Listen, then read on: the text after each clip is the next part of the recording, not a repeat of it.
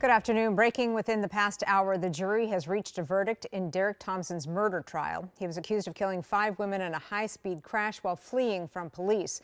Lou Ragus was in the courtroom, joins us now live with the latest. Lou.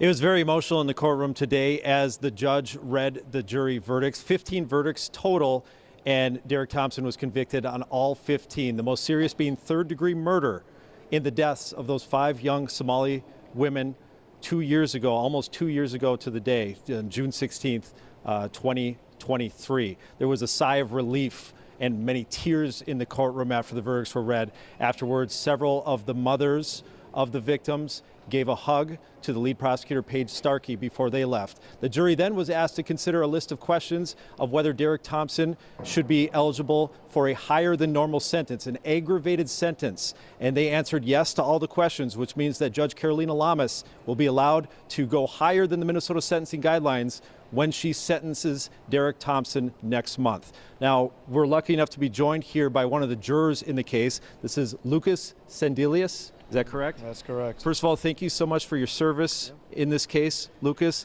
I think there's a couple major questions that people have. First of all, the question of, you told us earlier that the jury had some trouble determining that Derrick Thompson was for sure the driver of the car and not his brother DeMarco. Tell us how you overcame that and decided that Derrick Thompson was indeed the driver.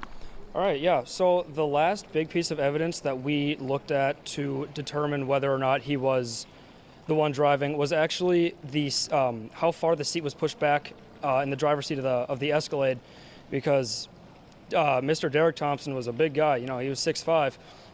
He had long legs, and I know from driving, and everybody knows that you want leg room when you're driving. And his brother was not as tall, and that was the that was the last piece that we really determined that okay, it was him, and it wasn't his brother. And as we've reported throughout this trial, there were items belonging to DeMarco Thompson in the vehicle: his baseball cap, a set of car keys that matched the Dodge Challenger that he was driving, and I guess his cell phone as well. Is that correct? Yes. Now, how difficult did that make wrapping your heads around as jurors?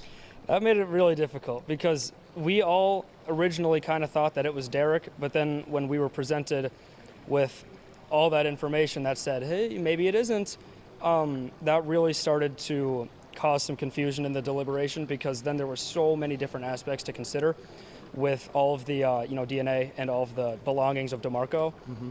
But it ended up not being enough to overturn what we thought. And then just very quickly on DeMarco Thompson's testimony, it was a surprise to us because he was not on the witness list, and all of a sudden they gave him immunity from any charges so that he could testify.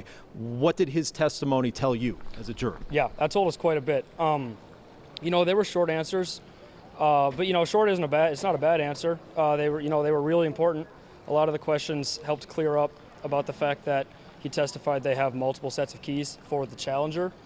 That that was a big clear point, because we only found one of them, but if they both had them, then it became a little more confusing on what was happening with the Challenger. But having him there was having him testify was extremely helpful, and I'm very glad that was one of the witnesses we had, because we had no idea either. Okay, and one last question before we let you go here. So the charge of third-degree murder, the most serious one by far, what, for you as the jury, put it over the edge beyond criminal vehicular homicide and made it a murder? It was the indifference to the loss of life, because you can see in the video he is trying to brake, which doesn't mean a whole lot when you're going the speed of sound. But the big thing for us was coming off of 35 onto the 2nd Street exit when he accelerates up to 116 miles an hour.